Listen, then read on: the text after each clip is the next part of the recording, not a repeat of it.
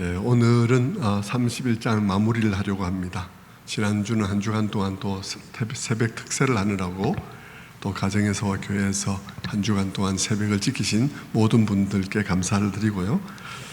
오늘도 또한 이어서 은혜의 시간 될 수 있게 되기를 바랍니다. 지난주는 우리 31장의 앞부분까지를 생각해 보았죠. 그때 생각해 본 것은 하나님이 왜 야곱을 외삼촌 집에서 지내는 그 긴 시간 동안 가만히 계시다가 이제 떠나려 하니까 복을 무리하다 싶을 정도로 부어주셔서 이런 일이 일어나게 하는가. 왜 매년 일정하게 복을 주시면 될 텐데 그동안 가만히 계시다가 왜 막판에 이렇게 부어주시나, 그동안에 뭘 하셨나 하는 그런 질문들에 대해서 우리 한번 생각해 보았습니다. 항상 성경 말씀을 읽을 때 우리는 질문을 잘 해야 된다고 생각해요. 저도 그렇습니다만 여러분도 성경 읽으면서 질문을 잘못 던지면 그 질문이 이게 함정이 돼가지고 생각이 영 엉뚱한 대로 우리의 묵상이 빠져버리는 경우들을 볼 수 있습니다. 그러나 질문을 잘 던지면, 성령의 은혜 가운데 질문을 잘 던지면 그것이 풍성한 은혜를 깨닫는 관문이 되어져서 엄청나게 넓은 은혜의 바다를 또 경험하게 되는 경우들이 있습니다. 오늘 우리가 읽고 있는 이 야곱의 이야기, 지난 시간에 우리가 보았던 그 모든 이야기들도 우리가 잘못 묵상할 수 있습니다. 사람들 가운데는 단순하게 성경을 읽음으로써 이렇게 말하는 사람들이 있을 수 있는 것이죠. 이것 봐라, 아주 단순한, 거의 큐티를 얕보는 것이 아니라, 큐티는 어쨌든 우리가 좀 단순하게 묵상을 하니까 큐티를 할 때도 우리가 조금 설교 속에서 말씀을 깊이 듣는 습관을 하고 이렇게 큐티를 해야 좀 큐티의 방향을 잘 잡아갈 수 있는데요.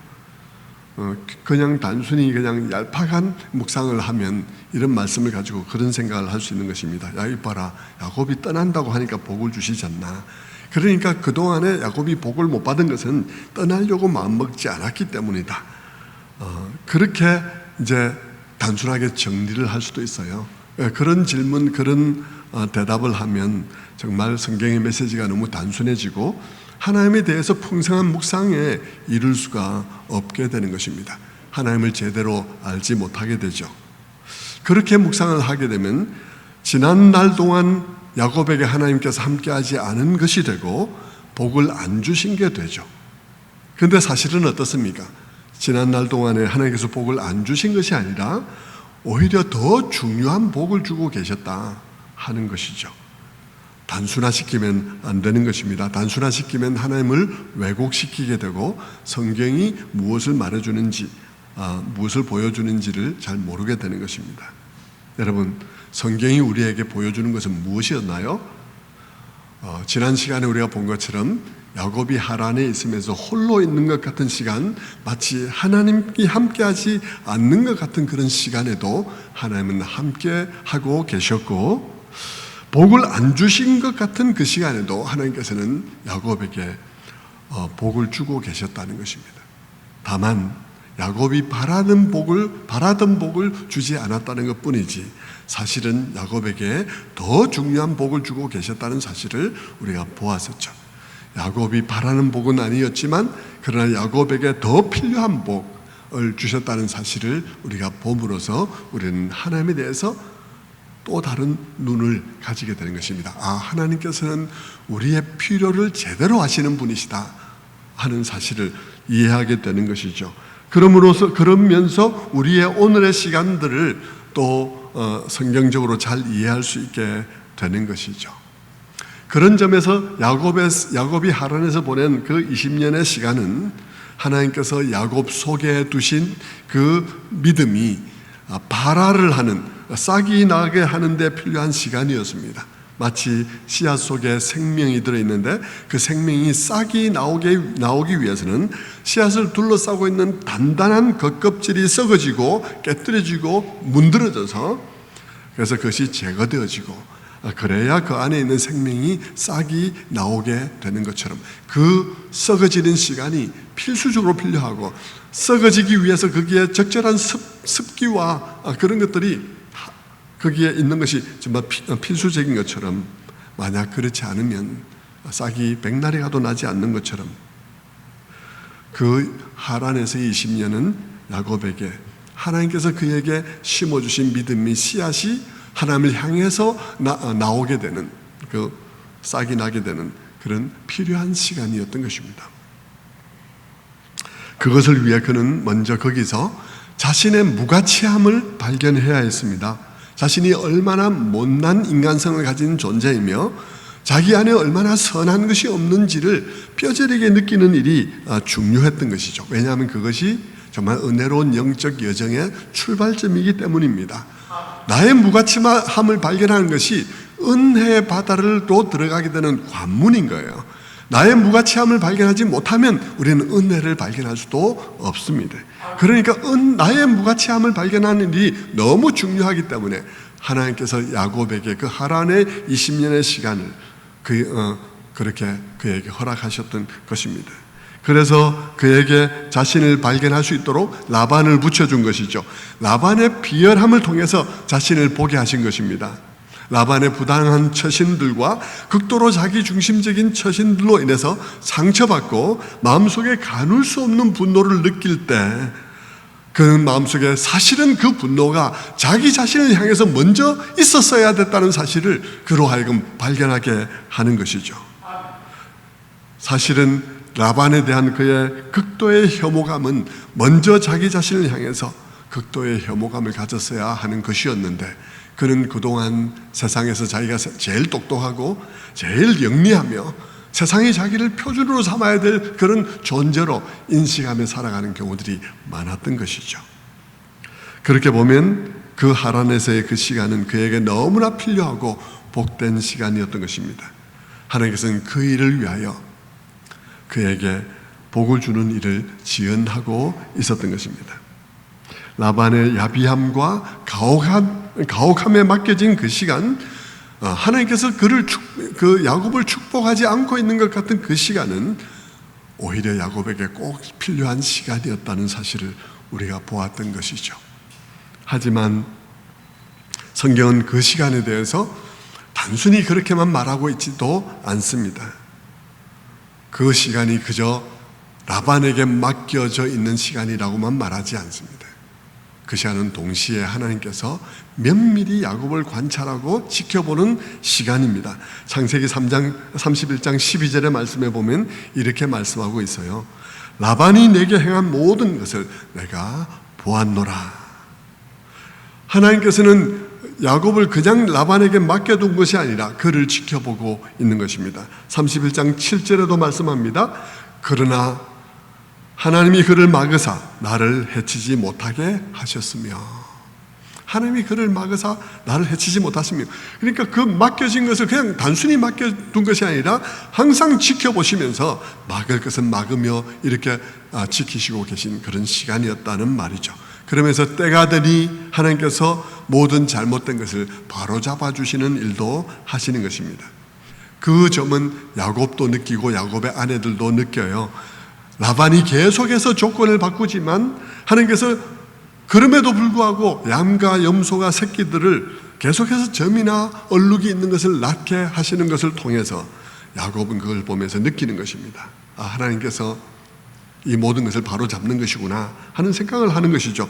창세기 31장 9절의 말씀 보면요, 하나님이 이같이 그대들의 아버지의 가축을 빼앗아 내게 주셨느니라 라고 말함으로써 야곱이 그 일어나는 일들을 곰곰이 생각하면서 보고 있는 것입니다. 라반의 딸들 곧 야곱의 아내들도 이렇게 말합니다. 창세기 31장 16절의 말씀에 이렇게 말하죠.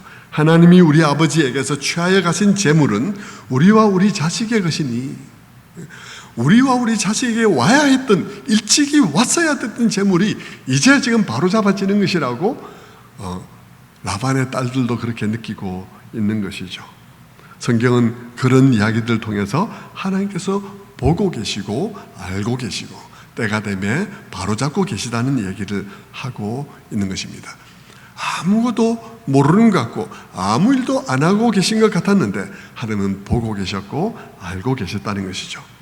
이 부분과 관련해서 오늘 우리가 읽은 부분에서도 우리가 생각할 대목이 나오는데요, 오늘 대목은 이제 라반이 마침내 도망가는 대목입니다. 라반의 안색이 좋지 못하자 야곱은 아내들과 자식들과 짐승들을 다 데리고 그곳을 떠납니다. 라반이 양털을 깎으러 다른 목축의 현장으로 갔을 때, 그때 그가 자리를 비운 그때 깜짝같이 챙겨서 도망가듯이 그렇게 도망을 가게 되었죠. 라헬은 그렇게 출발하기 바로 직전에 아버지가 평소에 애지중지 챙기던 그런 우상, 드라빔이라는 우상을 챙겨서 도망을 하게 됩니다. 드라빔은 고대에 살아가던 사람들이 자기 집안을 지켜준다고 믿고 있었던 아주 조그만한 우상이었어요. 조각상이었어요. 여러분 한번 참고로 인터넷에서 찾으면 이런 모습의 것들을 볼 수 있을 텐데요. 드라빔 이렇게 조그만 것이에요. 조그만 게 숨기기도 좋고 막 이런 것이죠. 그것을 가지고 이제 도망가게 되었는데, 그가 그것을 챙겨서 도망갈 때에는 뭔가 바라는 게 있었을 것 같아요. 이것을 가지고 있으면 내게 행운을 가져올 거야. 그래서 내 남편의 사랑을 독차지하게 될 거야. 혹은 내가 아들을 더 낳을 수 있겠지. 아니면 우리 아버지가 재산이 많이 불었는데 우리 아버지의 그 재물의 복을 이 드라빔이 갖다 줄 수도 있어. 뭐 이런 생각을 하는 것이죠. 양털을 깎으러 갔다가 3일 만에 돌아온 라반은 그 사이에 이 야곱과 그 온 식구들이 도망간 것을 알게 됩니다. 그리고 동시에 자기가 아끼던 드라빔이 없어진 것을 알게 되죠. 그래서 분노하며 추격을 하게 됩니다. 7일간 추격해서 이제 야곱이 있는 곳에 거의 도달하게 되었을 때 밤에 하나님께서 라반에게 나타나서 말씀을 하십니다. 31장 24절에 보면 너는 삼가 야곱에게 선악간에 말하지 말라 하셨더라. 너는 삼가 선악간에 야곱에게 말하지 말라. 그 말의 뜻은 뭐겠습니까? 그 말의 뜻은 너는 선악간에 말을 할 자격이 없다. 너는 말할 자격이 없다. 내가 알아서 한다. 너는 아무 말하지 마. 너는 자격이 없어. 이런 말을 지금 하고 있는 것입니다. 하나님께서 다 보고 계셨고 알고 계셨다는 것입니다. 근데 그 상황을 한번 우리가 한번 생각을 해보시죠. 라반은 지금 흥분해서 추격을 하고 있습니다. 추격을 할 때는 마음속에 막 만나면 할 말들이 가득할 거예요. 그리고 야곱을 만났을 때 막 그 속에 있는 소리를 막 쏟아냅니다. 뭐라고 비난을 합니까? 그가 비난하는 것은 이런 것입니다. 첫째, 왜 너는 내한테 말도 안 하고 도망가냐? 두 번째, 너가 말했으면 내가 잔치를 베풀고 우리 이별의 예식을 거행했을 거 아니냐? 그리고 만약 그랬으면 온 동네에 정말 폼도 나고 그럴 때 이게 뭐냐? 사위가 밤사이에 도망갔다면 너는 뭐 어떻게 되고 나는 어떻게 되는 거냐? 뭐 이런 얘기고요. 그리고 그 다음번에는 뭡니까? 만약에 네가 그렇게 간다고 그렇게 했더라면 내가 내 딸 아니냐, 내 손주 아니냐, 내가 그들하고 입 맞추며 이별의 시간을 가질 수 있을 텐데 이게 뭐 하는 짓이냐? 그렇게 얘기를 했습니다. 그리고 마지막에는 그리고 한 가지, 왜 내 드라빔을 훔쳐간 거냐? 누가 가지고 간 거냐? 이렇게 이제 얘기를 하죠. 참 난처한 것은요, 야곱이 하는 그 이야기 중에서 틀린 얘기가 없다는 거예요. 다 사실이라는 거죠. 그 비난에 대해서 야곱이 뭐라고 말하기가 참 어려운 것입니다. 야곱은 뭐 드라빔을 훔쳤는지 모르니까 그 한 가지에 있어서는 야곱이 큰 소리를 치죠. 우리는 절대 훔쳐오지 않았습니다. 그것을 훔친 것이 발견되면 훔쳐온 그 사람은 죽을 것입니다. 죽어도 좋습니다. 이렇게 이제 얘기를 하는 것 외에는 그가 뭐 말을 할 수 있는 게 거의 없어요. 하지만 여러분 어떻습니까? 그렇다 해서 라반이 옳은 걸까요? 라반이 하는 말이 다 맞는데요. 다 맞는데 라반이 옳은 걸까요? 그건 아닌 거죠. 이게 우리 삶에 굉장히 미묘하고 어려운 것입니다. 사정을 알고 보면, 처음부터 알고 보면 이 모든 것은 라반의 잘못이에요. 지금 이게 뭐 둘이서 다투지만 지금 다투고 있는 이 얘기만 갖고, 그래, 야곱이 며칠 전에 도망가듯이 모든 것을 챙겨서 도망온 그때로부터 시작해서 지금까지 얘기로 말하자면 야곱이 잘못한 것 같아요. 그런데 얘기가 거기서 시작된 게 아니잖아요. 얘기가 저기서부터 시작됐죠. 그래서 그 얘기를 다 통틀어서 알게 되면 야곱의 잘못이라고만 말할 수 없는데요. 그런데 세상에는 살아가면서 그럴지라도 아무 증거가 지금은 남아있지 않는 일들도 너무 많은 거예요. 내가 지금 이런 누명을 쓸 것 같으면 그때 내가 녹음이라도 해둘 걸, 이런 생각이 들 수 있는 그런 일들이 이 세상에 너무 많은 것이죠. 누가 처음부터 알아서 이 문제를 해결해 주겠습니까? 참 정말 누가 처음부터 알아서 이 모든 것에 대해서 옳고 그름을 판단해 주겠습니까? 참 억울하게 야곱만 나쁜 사람 될 수 있는 순간이죠. 그러면서 라반은 엄청 괜찮은 사람인 것처럼 보일 수 있는 순간입니다. 내가 잔치를 베풀어 줬을 거 아니냐, 우리 그냥 정말 폼나게 이별의 예식을 거행할 거 아니냐, 내가 그럴 마음이 있었는데 이게 무슨 꼴이냐, 이러면 정말 야곱만 나쁜 사람 되는 거죠. 그런데 여러분, 어떻다는 거예요? 이 모든 것을 진실로 알고 계신 하나님이 계시더라는 것입니다. 이 모든 것을 진실로 알고 있는 하나님이 계시다는 거예요. 우리의 삶 가운데 그렇다는 것입니다. 우리는 보면 우리 사회 속에서 이런저런 싸움들 너무 많고 정말 서로 막 정치권도 그렇고 막 싸움 많이 있죠. 전부 다 요만큼만 얘기를 하는 거예요. 라반처럼 얘기하는 거예요. 시작 저기부터 얘기하면 다른 얘기 될 수 있는 것도 전부 다 요만큼만 얘기해요. 자기 위할 대로 토막토막 끓여가지고 자기 그 얘기만 하고 있죠. 그런데 여러분, 하나님이 계시다는 거예요. 하나님이 계시다는 거죠. 하나님이 다 보고 계시더라는 것입니다. 하나님 그분이 모든 것을 알고 계시더라는 것입니다. 성도 여러분, 그것을 지금 하나님께서 야곱에게 보여주고 있고 그리고 우리에게 보여주고 있는 것입니다. 이것이 왜 중요한가요? 이것이 그에게 왜 중요하고 이것이 우리에게 왜 중요합니까? 이것이 우리에게 중요하고 그에게 중요한 것은 우리가 살아가는 날 동안에 우리의 성실과 우리의 무죄함이, 우리의 그런 억울함이 제대로 밝혀지지 않는 일도 많이 있을 텐데, 그럼에도 불구하고 우리가 그런 애매모호한 그런 상황 속에서도 성실하고 너그럽게 살아갈 수 있는 바탕이 되기 때문인 것입니다. 그 하나님이 계실 때 우리는 그 하나님의 그러함을 신뢰할 때 우리는 우리의 삶 가운데서 정말 이거 뒤집어 엎고 싶고 그냥 복수하고 싶고 그런 순간에도 우리는 억제하고 하나님께 맡길 수 있는 것이죠.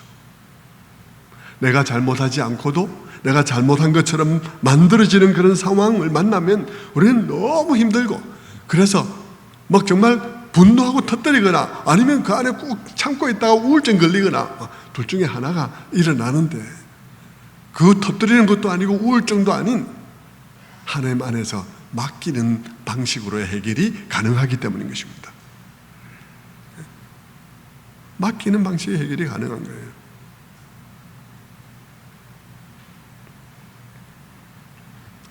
그런 일들이 우리에게 있을 때 정말 그때 내가 무엇을 해명하지 못하고 그때 내가 말하지 않고 가만히 있었더니 나중에 보니까 막 딴 일이 되어 있고, 그래서 나는 말 잘 못하는데 그 사람은 나한테 뒤집어 씌우는 그 사람은 말 너무 잘해.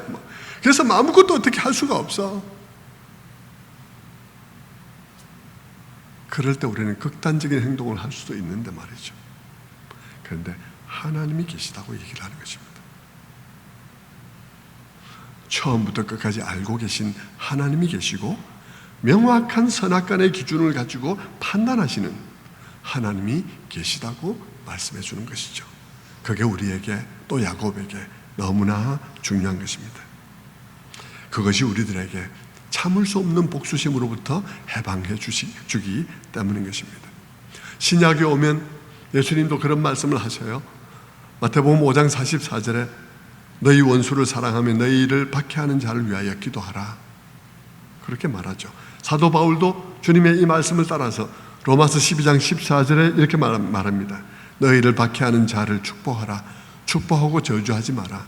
17절에 아무에게도 악을 악으로 갚지 말고 모든 사람 앞에서 선한 일을 도모하라. 로마서 12장 21절 말씀에 악에게 지지 말고 선으로 악을 이기라 라고 거푸거푸 얘기를 하죠. 예수님이 그런 말씀을 하고 사도 바울이 이런 말씀을 할 때 전제로 하고 있는 게 무엇입니까? 전제로 하고 있는 것이 모든 것을 아시는 하나님이 계시고 하나님이 이 모든 것을 사필 규정, 모든 것을 규정할 것이다. 바르게 잡으실 것이다. 바로 잡으실 것이다. 그렇게 그런 전제가 있기 때문에 이 말을 하는 것이죠. 또한 동시에 신약의 시대에 이 말을 할 때는 우리의 허물과 우리의 모든 잘못에도 불구하고 우리를 품어주시고 사랑해주신, 우리를 위해서 피 흘려주신 그 은혜가 있지 않느냐. 그러니까 너희가 좀 참으면서 한번 지켜봐라. 뭐 이런 것도 전제가 되어 있는데, 어쨌든 모든 것을 아시고 모든 것을 바로 잡으신 하나님이 존재하신다. 그분께 맡기라는 그런 의미가 되는 것이죠. 그래서 사도 바울도 로마서 12장 19절에 바로 그 말씀을 하는 것입니다. 내 사랑하는 자들아, 너희가 친히 원수를 갚지 말고 하나님의 진노하심에 맡기라. 기록되었을 때 원수 갚는 것이 내게 있으니 내가 갚으리라 고 주님께서 말씀을 하신 것입니다. 주님 자신의 때에 갚을 것이니까 너희는 그냥 자신에게 맡기고 그냥 있으라고 말씀하는 것이죠. 여러분, 우리의 모든 것을 우리가 말하지 않아도 또 남이 어떻게 교묘하게 나에게 뒤집어 씌워도 저기부터 시작된 일을 여기부터 시작해서 이렇게 말함으로써 막 나를 어떻게 억울하게 만들고 내 혼자 나쁜 사람 만들었다 할지라도 그것을 저기부터 알고 계신 하나님이 계시다라고 말하고 있는 것이죠.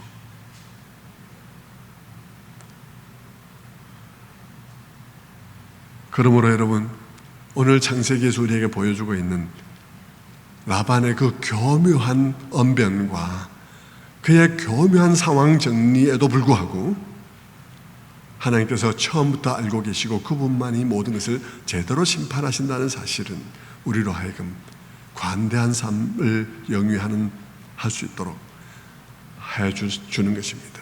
그러므로 이 깨달음이 야곱의 삶과 우리의 삶에 영향을 끼치게 되는 것이죠. 이제 우리는 하나님께서 그 오랜 시간 동안 안 계신 것이 아니라 계셨고 모르는 것이 아니라 알고 계셨다는 사실을 우리가 알게 되었습니다. 하지만 여러분, 그런 것들은 하나님께서 다 아셔 하는 이런 얘기들은 야곱의 경우에도 그렇고 우리도 그렇고 한참 일이 진행되고 있을 때는 잘 몰라요. 고난이 지나고 난 다음에 우리가 고백하기는 깨닫게 되는 것인데 야곱도 그렇잖아요. 그 당시는 그는 잘 몰랐을 거예요. 그냥 모든 것이 지나고 난 다음에 지금 깨닫는 것입니다. 그렇다면 여러분, 야곱이 한참 라반의 야비함과 가혹함에 시달리고 있을 때 그는 그 시간을 어떻게 견뎠을까 하는 생각을 해볼 수 있을 것입니다. 그 고난의 시간이 하루 이틀도 아니고 20년의 세월이에요. 너무 힘들죠. 고난이 축복이다라고 한다 할지라도 고난의 바다 한가운데 있는 사람은 멀미가 나서 그런 거 잘 알지도 못해요. 날마다. 그런데 그가 어떻게 견딜 수 있었을까? 부모님이 계신 것도 아니고 형제가 있는 것도 아니고 외삼촌이 외삼촌 같은 것도 아니고 정말 견디기 어려운 시간이죠. 여러분, 고난이 우리에게 나중에 험나는 시간도 나중에는 우리에게 큰 유익이 된다고 하지만 그것도 여러분 그 고난의 시간을 견뎌야 그런 것이지 견디지 못하고 무너진다면 그런 유익이 실현이 되겠습니까? 안 되는 것이죠. 그러니까 야곱이 그 시련의 시간 20년을 어떻게 견딜 수 있었을까 하고 생각해 보게 되는 것입니다. 그것이 우리에게도 중요하고 말이죠. 신약에서 바울은 성도의 이런 삶을, 성도에 대한 하나님의 이런 돌보심에 대해서 잘 정리해서 말을 해주는데 그는 광야에서 시험받은 이스라엘 백성들에 관한 얘기를 쭉 하다가 이렇게 얘기를 합니다. 고린도전서 10장 13절의 말씀에 이런 말씀을 하죠. 사람이 감당할 시험 밖에는 너에게 당한 것이 없나니 오직 하나님은 미쁘사 너희가 감당치 못할 시험 당함을 허락지 아니하시고 시험 당할 즈음에 또한 피할 길을 내사 너희로 능히 감당하게 하시느니라. 이렇게 말씀하시는 거예요. 근데 여러분, 사도 바울은 성도가 안전하다고 말을 하고 있는데 그 성도가 안전한 이유는 시험을 안 받기 때문이 아니라 시험이 있는데도 하나님께서 지키시기 때문이라고 얘기를 하는 것입니다. 근데 어떻게 지키시냐? 감당하지 못할 시험을 주시지 않거니와 또 그렇지 않을 경우에도 피할 길을 예비하셔서 그를 지키신다고 말을 하고 있는 것입니다. 그런데 이 피할 길이 뭘까요? 피할 길. 우리가 생각하는 피할 길이 있을 것입니다. 피할 길을 주신다고 말할 때 우리가 생각하는 피할 길들이 있을 거예요. 그런데 우리가 생각하는 피할 길이라면 말이 어떻게 돼야 되냐 그러면 피할 길을 내사 우리로 하여금 그 시험을 당하지 않게 하시느니라 라고 이제 말을 해야 되는데 오늘 본문은 그렇게 되어 있지 않고 고린도서는 뭐라 말하고 있냐면 피할 길을 내사 너희로 능히 감당하게 하시느니라 이렇게 하는 거예요. 시험을 안 당하는 게 아니에요. 피할 길을 내사 너희를 능히 시험을 받게 당하게 하시느니라, 감당하게 하시느니라 라고 하니까 이 피할 길이 어떤 종류의 것이겠냐가 짐작이 되는 것입니다. 이 피할 길이 뭐겠습니까? 이 피할 길은 은혜예요. 엄청난 은혜를 주셔서 그로 하여금 시험이 왔을 때도 넉넉히 그 시험을 이길 만한 은혜를 먼저 주셔서 그 은혜가 피할 길이 되게 하신다는 것입니다. 제가 언젠가 설교 시간에 그 예를 많이 들었는데 워치만 니가 어려움 속에서 막 기도를 하면서 하나님 앞에 열심히 기도하다가 잠이 들었어요. 잠이 들었는데 꿈을 꾸었는데요. 꿈에 뗏목을 타고 자기가 막 내려가더라는 거예요. 급류를 내려가더라는 겁니다. 그 내려가는데 저 앞에 뭐 암초가 있는데 암초를 향해서 막 가더라는 것입니다. 하나님 앞에 하나님 살려주세요. 기도를 하니까 하나님께서 말씀하기를 그래 피하여 가게 할까 아니면 물이 불어서 지나가게 할까 하더라는 것입니다. 암초를 피하여 가게 할까 아니면 강물이 불어서 그 위를 지나가게 할까. 하지만 네가 위로 지나가게 해주세요. 무슨 말이겠습니까? 은혜를 풍성하게 주셔서 앞에 암초가 있어도 그 넉넉한 은혜로 그것을 넘어가게 하시는 은혜를 주심으로 우리로 하여금 피할 길을 내시는 경우가 있다는 것입니다. 네. 야곱에게 그것이 베델에서의 체험이었어요. 베델에서의 하늘 사다리였습니다. 그것이 그가 이 라반의 집에서 20년 그 혹독한 시간을 능히 견디고 성장해 갈 수 있도록 능히 견딜 뿐 아니라 성장해 갈 수 있는 중요한 그런 수단이 된 것이죠. 그 미리 주신 은혜로 그 미리 주신 은혜가 그의 20년을 감싸고 있는 것입니다. 그 베델에서의 그 은혜는 단지 한 번의 신비로운 진한 체험이 아닙니다. 많은 의미를 던져주고 있는 그런 체험이었습니다. 그 경험이 그에게 던져준 메시지는 무엇이었을까요? 그 경험을 할 때도 여러분 하나님께서 그에게 많은 말씀을 해주셨어요. 하나님께서는 더 중요한 얘기를 해주셨죠. 어떤 얘기를 해주셨습니까? 야곱아, 네가 아브라함의 복의 진정한 상속자다. 내가 너를 통해서 아브라함에게 준 약속을 이룰 것이다. 그리고 그것을 위해서 내가 너와 함께 할 것이다. 너가 이 자리에 돌아올 때까지 내가 너를 결코 떠나지 않을 것이다. 이런 얘기를 쭉 해주셨어요. 중요한 말씀을 하셨죠. 하지만 여러분 우리도 그렇듯이 여러분 제가 여기서 막 많은 내용을 설교하지만 여러분이 다 마음에 담고 가지 못하고요. 다 이해하지 못할 때도 너무나 많습니다. 그렇죠? 그냥 내가 그때 이해된 것만 가지고 돌아가고 많은 부분을 놓치거나 아니면 나중에 이제 추가적인 시간을 통해서 깨닫게 되는 경우들이 많이 있겠죠. 여러분 하나님과 야곱의 관계도 그랬을 거라고요. 하나님께서 말씀하신 그 말씀들의 진정한 의미는 야곱이 하란에서 살아가면서 깨달아야 될 많은 내용들이었을 것입니다. 그러나 그럼에도 불구하고 야곱에게 그 경험이 그에게 임팩트 있게 정말 충격적으로 그의 마음에 와 닿았던 어떤 메시지가 있을 거라고요. 그게 무엇이었을까요? 우리는 그것을 야곱의 반응을 통해서 볼 수가 있습니다. 야곱이 그 하나님을 만나고 난 다음에 그 말씀을 듣고 그가 그에게서 나온 첫 번째 반응이 뭐냐 그러면 28장 16절의 말씀이에요. 그것은 뭐냐 그러면 여호와께서 여기 계시거늘 내가 알지 못하였도다 하는 것입니다. 여호와께서 여기 계시거늘 내가 알지 못하였도다. 그리고 17절에 두렵도다 이곳이요 이것은 다름 아닌 하나님의 집이요 이는 하늘의 문이로다 하는 그런 고백을 그가 하게 되죠. 그에게 그 꿈사다리의 체험은 황홀한 경험이었을 것입니다. 그럼에도 불구하고 그 중에 그의 마음에 가장 충격적으로 와닿았던 메시지는 하나님이 이곳에도 계신다는 것이었습니다. 왜 그렇겠습니까? 그 이유는 그가 아버지 집을 떠나서 도망가고 있기 때문인 것입니다. 그는 아버지가 받았던 복을 상속받기를 원했었어요. 그 할아버지의 하나님, 아버지의 하나님, 증조부의 하나님, 그 하나님의 복을 자기가 받고 싶었던 것이죠. 그런데 그가 지금 어떤 상황에 있습니까? 그가 그 집에서 쫓겨나와서 지금 도망가고 있는 상황이에요. 그 약속의 땅하고는 거리가 멀어진 상태에 있습니다. 그 집으로부터도 그는 떠나 있는 상황입니다. 그는 그 모든 약속과 그 축복에서 제외되었다고 생각하고 있었는데 하나님께서 그에게 거기서 나타난 거예요. 그러면서 내가 너를 떠나지 아니할 것이라고 말씀하고 있는 것입니다.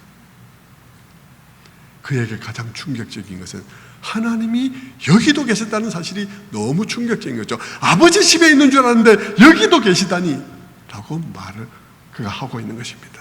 너무 충격적인 것입니다. 그런데 하나님께서 그에게 무슨 말씀을 하시는 것입니까? 네가 어디로 가든지 너를 지킬 것이다. 너를 다시 이 땅에 돌아오게 하겠다. 그리고 내가 너에게 약속한 것을 다 이행할 때까지 내가 너를 떠나지 아니할 것이다 라고 말을 한 거예요. 그 말이 그에게 얼마나 이해됐는지는 몰라도 그 말의 뜻이 무슨 말입니까? 나를 떠나지 않겠다는 그 말이 무슨 말입니까? 그 말의 뜻은 야곱아, 이 베델이 여기만 베델이 아니다. 네가 가는 어디나가 다 베델이 될 수 있다. 왜냐하면 내가 너와 함께 할 것이기 때문이다 라고 말하고 있는 것이에요. 네가 있는 어디나가 지금 이 베델이야. 너가 그 믿음으로 살아가야 해 라고 격려하고 있는 것이지만 야곱이 그 당시에는 충분히 그것을 소화하지는 못했으리라고 봅니다. 그는 그 말씀을 어떻게 적용해야 될지도 잘 몰랐을 거예요. 그는 오늘날 우리 성경책을 들고 묵상하는 시대의 사람이 아니거든요. 그는 그때 그 말씀을 듣고는 이게 어떻게 적용해야 할지 적용이란 말도 잘 모를 상황이죠. 그는 어쩌면 그 하나님을 베델에다 모셔놓고는 떠났을 수도 있습니다. 마치 우리가 그렇듯이 말입니다. 우리도 누가 우리에게 물으면 하나님 어디 계셔 물으면 정신 차려가지고 하나님 어디나 계시지 이렇게 말하지만 실제는 하나님을 예배당에 모셔놓고 그냥 자기 혼자 나가서 일주일 동안 살다가 또 돌아와서 아버지 돌아왔습니다 이러면서 하는 거하고 비슷하게 말이죠.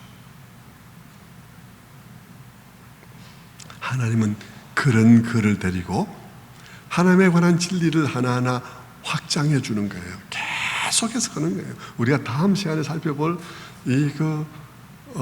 야복 강가에서 하나님을 만나는 일들 이런 것들을 통해서 계속 하나님이 어디 계신지를 네 있는 곳에 하나님이 있다는 사실을 계속해서 가르쳐주는 일을 하잖아요. 그 진리 하나하나를 지금 확장해 주고 있는 것입니다. 라반이 불의한 대우를 하고 있을 동안에도 하나님께서는 야곱이 하는 일마다 잘 되게 하시고 그리고 양의 새끼들이 낳는 과정에도 개입하셔서 얼룩진금과 점박이들이 많이 태어나게 하는 일들을 통해서 하나님께서 여기도 계시다는 사실을 다시 한번 얘기해 주는 것이죠. 거기서도 그가 베델에서도 하나님이 여기 계시거늘 내가 몰랐도다 했던 그가 하란에 와서 하나님이 여기도 계시구나 하는 얘기를 할 수 있도록 자꾸 이제 그를 경험하게 하는 것입니다. 베델의 약속이 계속되고 있음을 알게 하신 것이죠. 그가 그 하란에 있으면서 그 고난의 시간을 견딜 수 있었던 것은 처음부터 끝까지 하나님께서 그에게 미리 주신 베델의 은혜로 인하여서 그는 그 시간을 잘 견딜 수 있었던 것입니다. 그 베델의 은혜가 그에게 계속해서 새롭게 해석되어지고 새로운 해석을 던져줌으로써 그가 맞닥뜨리고 있는 현실들을 능히 극복해 갈 수 있었던 거예요. 오늘 우리도 그렇습니다. 오늘 우리도 우리의 삶 가운데 우리도 하란과 같은 그런 세상을 살아가죠. 우리 앞에도 라반이 있습니다. 우리 앞에도 라반의 아들들이 있는 거예요. 그런데 우리도 언젠가 주신 하나님의 은혜, 그리고 십자가의 은혜, 그 은혜를 새롭게 우리의 삶 속에 해석을 하면서 우리가 살아가는 것입니다. 아무튼 여러분, 그런 시간들을 통해서 야곱 안에서 주님을 향한 깊은 신뢰의 싹이 발아되게 하신 거예요. 싹이 나게 하신 것입니다. 그 하나님을 향한 신뢰의 믿음의 싹들은 처음에는 싹들이 늘 그렇듯이 약하고 굉장히 수동적이에요. 수동적인 그런 믿음의 고백들일 수밖에 없습니다. 어떤 거예요? 예를 들면 자기가 하는 일이 이상하게 잘 되는 거예요. 이상하게 잘 되는 일을 경험하면서 마음에 생각하는 것이죠. 아주 수동적이고 소극적이죠. 마음으로만 생각하는 것이니까. 여러분도 그랬을 것입니다. 여러분을 잘 생각해 보세요. 여러분이 어떻게 했는지. 마음에 생각만 하는 것입니다. 이상하다. 하는 일마다 이렇게 잘 되네. 하나님께서 함께 복 주시는 모양이다. 마음으로 생각하는 것이죠. 그리고 그것이 쌓여가면서 점점 어떻게 됩니까? 나중에는 대화 가운데서 고백하게 되는 것입니다. 창세기 31장 7절의 말씀에 그가 고백하는 것처럼 그대들의 아버지가 나를 속여 품삯을 10번이나 변경하였느니라. 그러나 하나님이 그를 막으사 나를 해치지 못하게 하였느니라 하고 말로 고백하는 일이 나오게 된 것이죠. 그리고 마침내는 그것이 소극적이고 내게 일어난 일들을 시인하는 것에 그치지 않고 내가 적극적으로 나의 삶의 선택을 그렇게 하는 적극적인 신앙의 고백으로 나타나게 되는 것이죠. 그것이 야곱이 마침내 라반 앞에서 자기의 품삯을 흥정을 하면서 자기가 손해볼 것이 뻔한 것을, 아주 확률이 낮은 것을 자기의 품삯을 결정짓는 것으로서 원리로 그렇게 받아들이는 것으로 결정을 하잖아요. 그렇게 제안을 하잖아요. 그때 그는 믿는 구석이 없이는 그런 결정을 하기는 어려운 결정을 한 것입니다. 이제는 내 삶을 외삼촌의 손이 아니라 하나님의 손에 맡겨야 되겠다는 결정이 그에게 그곳에 담겨 있는 것이죠. 이제까지 내가 내 삶을 외삼촌의 손을 바라보고 살았던 그런 삶이라면 이제는 하나님의 손을 바라보는 삶을 살겠다는 결정이 드러나고 있는 것입니다. 기억할 것은 야곱이 선택한 것은 자신이 손해보는 선택이었다는 것이죠. 이것을 우리가 좀 주의해서 잘 보아야 하겠습니다. 야곱이 선택한 것은 확실히 손해보는 것을 선택한 거예요. 손해보는 것이 확실하지만 나중에 하나님께서 막 보태줄 것이라는 것을 믿고 결정한 결정이 아닙니다. 그는 손해볼 것이 확실하지만 그래도 라반에게 기대어 살기보다는 하나님이 어떻게 결정하시든지 하나님께 의지해서 살겠다고 결정한 것입니다. 이렇게 막 전박이만 나게 하고 저렇게 얼룩무늬만 나게 하는 것을 기대하고 결정한 게 아니란 말입니다. 그가 결정한 것은 분명히 손해보는 것을 결정한 것입니다. 그는 손해본 것을 결정한 거예요. 그런데 하나님께서 그에게 손해를 보지 않도록 해주신 것이죠. 그는 모든 결과를 하나님께 맡긴 채 그분의 선하심에 자기를 맡긴 결정을 했고 분명 자기의 결정은 손해보는 결정을 했습니다. 그러나 하나님께서 그에게 그 결정들을 바꾸어 복이 되게 하셨다는 것입니다. 착각하지 말아야 될 것은 우리는 종종 이런 말씀을 읽으면서 이상하게 약간의 변화를 주어서 어떤 결정을 하냐 그러면 놀부의 결정을 하게 되는 것입니다. 놀부의 결정을 해요. 여러분, 흥부 놀부 이야기에서 흥부는 아주 순수한 마음으로 제비 다리를 고쳐줬습니다. 그는 박을 터뜨리면 그게 보석이 나오고 보물이 나오는 거 생각도 안 했습니다. 그는 그냥 제비의 다리를 고쳤을 뿐이에요. 그런데 여러분, 놀부는 어떻습니까? 놀부는 머릿속에 박 속에 들어있는 보물 생각이 가득하면서 겉으로만 제비 다리를 고쳐주는 것이죠. 그것도 일부러 제비 다리를 부러뜨려 가지고 말입니다.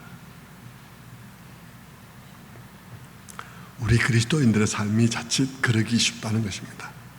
우리는 늘 이런 성경 말씀에 의해서 우리의 신앙이 이끌림을 받을 때 우리의 신앙이 마침내 자리해야 되는 곳은 어디냐 그러면 그리하지 아니하실지라도 내가 주님을 의지하겠다는 믿음이어야지. 이렇게 하면 이렇게 할 거야 하는 여기에 제밥에 더 관심이 있어서 오늘의 결정을 하는 이런 것이 되어서는 안 된다는 것입니다. 그것은 아주 교묘하게 종교적인 탈을 쓴 이기적인 결정일 수도 있다는 것입니다. 하나도 자기는 손해보지 않는 결정일 수 있다는 거예요. 야곱이 결정한 것은 손해보는 것을 결정한 것이라는 것입니다. 야곱은 손해를 결정한 것이지 그렇게 하나님께서 막 대박나게 해주실 것을 기대하고 결정한 게 아니라는 것입니다. 우리는 그리스도인들이요, 많은 경우 이 진리에서 약간 어긋남으로 인해서 기독교인들의 삶이 결코 순수하지 못한, 그것도 보면 니를 위한 거잖아 라고 말할 수밖에 없는 그런 삶을 살게 되는 것이죠. 그리 하지 아니하실지라도 라고 하는 그런 다니엘서의 고백과 같은 신앙을 갖지 못하는 것입니다. 항상 손해보는 것 같은 결정을 하지만 이 뒤에 큰 대박이 올 것을 기대했기 때문에 더 실망을 하는 것이죠. 야곱은 그렇지 않았던 것입니다. 야곱은 점차 주님께 모든 것을 맡겨드리는 그런 삶을 살고 있는 거예요. 우리 모두가 다 그렇죠. 주님을 영접했다고 하지만 영접했죠. 주님 어디 계시냐고요. 주님 어디 계시냐 그러면 우리 마음의 저 변두리의 판자촌에 계세요. 그리고 절대 우리 결정에 관여하지 못하도록 판자촌에 계시라고. 그래서 우리 마음에 영접했지만 주님은 판자촌에 계시죠. 그런데 여러분, 그 주님을 점점 그 마음의 중심의 보좌에, 그리고 모든 것을 결정하는 자리에 주님을 모셔드리는 과정인 것이죠. 그런 과정이 이렇게 펼쳐지는 것입니다. 아무튼 여러분, 야곱은 그랬는데, 야곱은 그렇게 손해를 결정했는데 우리가 나중에 보게 되는 것은 무엇을 보게 됩니까? 이거 순서를 바꾸어서 이해하지 마십시오. 이걸 보고 이걸 결정하는 이런 방식을 하지 마시라고요. 그냥 우리는 순서를 따라 이제 보는 것뿐입니다. 야곱이 그런 손해보는 결정을 했을 때, 그 다음에 우리가 본 것은, 성경을 통해서 보는 것은 무엇인가 하는 것이죠. 때가 되니까 하나님께서 야곱에게 복을 주시는데요, 하나님께서 복을 주시는데 하나님께서 복을 주기 시작하시니까 그 복을 막을 사람이 아무도 없다는 거예요. 그 복을 막는 일이 불가능하더라는 것입니다. 라반이 아무리 꾀를 내고 막 조건을 10번을 바꾸어도, 그리고 뭐 얼룩무늬와 점박이를 너 것으로 하자 했다가 그거 너무 많다, 이제부터는 점박이만 하자 했다가 점박이만 나니까 아니 그거 말고 이제는 얼룩무늬만 너 걸 하라든지 아무리 바꿔도 하나님께서 그를 복 주시는 것을 막을 길이 없더라는 것입니다. 하나님은 그런 분이시라는 것이죠. 하나님의 때는 결정적입니다. 그분의 때가 왔을 때는 모든 것이 그분의 뜻대로 이루어지는 것입니다. 아무도 그것을 막을 수가 없어요. 여러분의 삶 속에도 그런 일들이 많이 경험될 수 있게 되기를 바랍니다. 네, 그렇게 되어져야 돼요. 저는 이제 우리 그 개척에서 시무를 하고 있는 동안에 우리 노회를 가입했더니 우리 노회가 그때 막 싸우고 있었어요. 싸우고 있었는데, 싸우고 있어서 제가 노회를 가면서 잘 안 나갔거든요. 그리고는 이렇게 어디에도 가입하지 않고 두 패로 나누어서 이렇게 막 분쟁이 있는데 그냥 아무데도 가입을 하지 않았습니다. 그랬더니 이제 이쪽에서 오라고 하는데도 아무데도 가입하지 않았더니 좀 미운 털이 박힌 것 같아요. 그래가지고 어느 날 노회가 쪼개졌어요. 쪼개지면 어떤 결과가 올까요? 이제 한 세력만 있게 되잖아요. 한 세력만 있게 되어서 제가 거기서 밑보여서 제가 노예에서 7일을 받았습니다. 아무 이유 없이 그냥 설교를 흠집을 잡아서 7일을 받았습니다. 그러나 그 설교도 사실은 문제가 있는 설교가 아니었어요. 왜냐하면 그 문제 있는 설교가 아니었어요.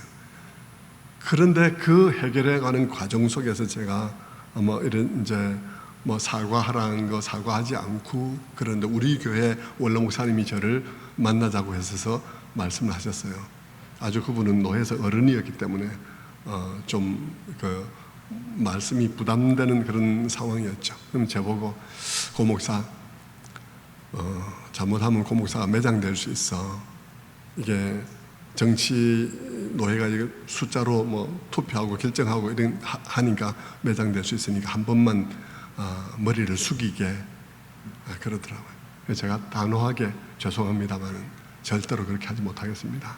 제가 우리 교단을 탈 때였으면 탈 때였지 그렇게 못하겠습니다. 그랬습니다. 그랬더니 원로 목사님이 가만히 들으시더니 하시는 말씀이 그래 내 마음도 똑같다 이러면서 저보고 격려를 하시더라고요. 내 마음도 똑같다 이러면서 가셨습니다. 그리고는 그 해결의 과정 속에서 원로 목사님이 또 제가 전한 말씀에서 또 설교에서도 원로 목사님은 은혜를 받으셨다 그러고 또 노회 많은 원로 목사님들이 은혜를 받으셨다고 저한테 연락 오면서 흔들리지 말라고 얘기하시기도 하고, 근데 원로 목사님이 그 설교와 또 해결해가는 과정과 그 모든 것에서 원로 목사님이 어떤 느낌을 받으시고 저를 이 교회에 후임으로 청하시게 된 거예요. 여러분, 그런데 그런 모든 과정 속에서 여러 일들이 있었죠. 그 이후에도 그 과정 속에서도 여러 사건들이 있었습니다. 이게 다 말하기는 너무 긴 시간이고 그런데 많은 사건들이 있었지만, 그러나 하나님께서 그 모든 것들을 놀랍게 바꾸어 주시는 거예요. 심지어는 이런 그랬습니다. 예. 많은 일들이 있었지만, 그러나 그 모든 일들이 다 하나님께서 은혜롭게 만들어버린 거예요. 다 은혜롭게. 저는 아무것도 모르고 그냥 이 교회에 왔죠. 아무것도 모르고 이 교회에 왔지만 하나님께서 모든 것을 다 준비해 놓으셨더라고요. 여러분, 하나님께서 하시고자 결정하시면 막을 사람이 없는 거예요. 그때 가면 하나님께서 그렇게 하시는 것입니다. 자, 하란에서 20년을 종합해서 말씀을 드리고 있는데요, 결국 이 창세기를 통해서 하나님께서 우리에게 하시고자 하는 말씀은 하나님이 어떤 분이신가 하는 것입니다. 하나님은 우상과는 다른 거예요. 하나님은 이 세상을 창조하시고 그리고 우리를 구원하시기 위하여 계획을 가지고 계신 분이시고, 그 계획을 위해서 사람을 부르시고 야고보 같은 사람을 부르셔서 그리고는 그들과 관계하시고 긴 세월 동안 그들을 변화시켜서 그들을 통해서 그분의 목적을 이루는 그런 통치자이시고 창조자이신 하나님이시라는 것입니다. 그렇게 그분의 손에 붙잡힌 바는 우리들이라는 사실을 말해주고 있는 것입니다. 그런데 여러분, 이 본문 속에 그 하나님과 반대되는, 그러나 사람들이 의지하는 또 다른 게 있습니다. 그게 뭡니까? 그래서 우상 드라빔이었어요. 드라빔. 우상 드라빔을 훔쳐가고 그걸 찾으러 다니고 이런 이제 이 모습이 보이잖아요. 근데 결국 드라빔을 못 찾죠. 왜 못 찾습니까? 라헬이 그것을 엉덩이 밑에 깔고 앉아가지고 내가 지금 생리 중이라서 못 일어나니까 이해라고 이래가지고 아버지가 다 찾다가 갔잖아요. 여러분, 이런 얘기가 뭐 때문에 성경에 있어야 되는 것입니까? 이런 얘기들을 왜 해야 되는 거죠? 하는 데는 이유가 있습니다. 왜 그런 이야기를 할까요? 왜 라헬이 생리를 핑계로 거기 깔고 앉아있는 그런 얘기를 왜 하고 있을까요? 그것은 그것은 성경이 우상을 조롱하고 있는 것입니다. 여러분, 이 드라빔이 뭡니까? 이 드라빔이 라헬이 자기의 인생의 복이 될 줄 믿고 그리고 그것을 가지고 있으면 뭔가 좋은 일이 있을 거라고 생각했던 그 드라빔인데, 그 드라빔이 지금 어디에 있는 거예요? 지금 엉덩이 밑에 깔려가지고 숨도 못 쉬는 상황인 것입니다. 예? 엉덩이 밑에 깔려서 숨도 못 쉬는 그런 상황에 있는 이 우상의 모습을 보여주는 것이죠. 거기에 비해서 하나님은 어떠시냐는 것입니다. 하나님은 창세기 전체를 통해서 세상을 창조하시고 그리고 계획을 가지시고 목적을 가지신 분으로서 그 거룩한 목적을 위해서 사람을 부르시고 그 사람과 오래 관계하시면서 그에게 복을 주시고 변화시키셔서 그 목적을 이루시는 그런 하나님이시다는 것입니다. 그건 이 라헬의 엉덩이에 깔려있는 그런 우상하고는 전혀 다르다는 거예요. 심지어 여러분, 이 우상을 훔쳐와서 엉덩이에 깔고 앉아있었던 이 라헬은요, 이제 조금 이따 보면 알게 되지만 이 라헬은 가나안으로 가는 도중에 죽습니다. 야곱의 아내 중에서 제일 먼저 죽습니다. 드라빔이 그를 보호하지 못하는 거예요. 그리고 그 드라빔은 창세기 35장에서 버려지는 거예요. 창세기가 우리에게 말하고자 하는 것은 우리의 하나님을 보라는 거예요. 우리의 하나님은 어떤 분이시냐는 것입니다. 그는 창조주시요 목적을 가지신 분이시요 우리를 부르신 분이시요 우리를 변화시키는 분이시요 그분의 목적을 이루어가는 분이라는 것이죠. 그 목적을 이루어감에 있어서 조금도 흔들림이 없이 우리가 어떤 존재이든지 간에 흔들림 없이 그 목적을 이루어가시는 분이시라는 사실을 우리에게 보여주고 있는 것입니다. 우리가 믿고 우리가 기도하고 우리가 예배하는 우리의 하나님이 어떤 분이신지를 얘기해 주는 것이죠. 그분의 얘기는 지금도 끝이 없는 거예요. 다음 주도 그 다음 주도 그 다음 주도 계속돼야 되는 이야기를 가지신 그런 분이시라는 것입니다. 성도 여러분, 말씀을 맺겠습니다. 아까 우리는 설교를 한 도중에 모든 것을 아시는 하나님에 관해서 얘기를 나누었습니다. 비록 야곱이 억울한 상황에 처해 있고 요만큼만 얘기하면 야곱이 나쁜 놈 되는 그런 상황이지만 다행스럽게도 하나님이 모든 것을 알고 계신 하나님이 계시다고 우리는 얘기를 나누었습니다. 모든 것을 아시는 하나님이 계시고 모든 것을 정말 공명정대한 기준에 의해서 판단하시는 그런 하나님이 계시다는 사실을 우리는 보았습니다. 그리고 그분으로 인하여 우리는 매일매일의 삶 속에서 그래도 우리는 인내의 삶 그리고 너그러운 삶을 살 수 있다고 말씀을 드렸죠. 그런데 여러분, 우리 하나님은 성경이 지금 말하려고 하는 하나님은 그런 하나님이 전부가 아니에요. 물론 여러분 시작부터 끝을 아는 것도 중요하고 정말 선악에 대한 분명한 기준을 가지고 판단하시는 것도 중요하지만 우리에게 필요한 하나님은 그분이 전부가 아닌 거예요. 우리에게 필요한 하나님은 그렇게 시작부터 끝까지 하시고 모든 것의 선악을 분명히 아시는 그분이지만 그러나 우리의 연약함을 감당하기 위해서 지금 야곱 같은 사람을 불러서 그와 관계하시며 끝내 그의 계통을 통해서 우리의 연약함과 약점을 감당하기 위한 그의 아들을 보내실 하나님이라는 것입니다. 그런 하나님이에요. 우리에게는 그런 하나님이 계시다는 얘기를 하고 있는 것이죠. 모든 것의 시작부터 끝까지를 알고 계시며 우리의 스토리를 전부 다 알고 계신 하나님, 그래서 우리의 모든 것들을 가장 공명정대하게 누구도 억울하지 않게 판단하실 수 있는 하나님이시면서도 그럼에도 불구하고 우리 또한 연약함이 많은 자들이어서 우리의 연약함을 감당하기 위해서 그의 아들을 보내실 계획을 가진 하나님, 그 하나님이 창세기의 하나님이라는 것입니다. 그리고 그 아들은 마침내 이 땅에 오신 것이죠. 우리가 원수를 직접 갖지 말아야 할 이유는 바로 우리 하나님이 그와 같은 하나님이기 때문이라는 말씀인 것입니다. 성도 여러분, 오늘 우리가 예배하는 하나님이 어떤 하나님이신지를 여러분 마음대로 생각하지 마시고 이 성경을 따라서 여러분의 마음을 가득 채우시는 여러분 다 되시기를 주님의 이름으로 축원합니다.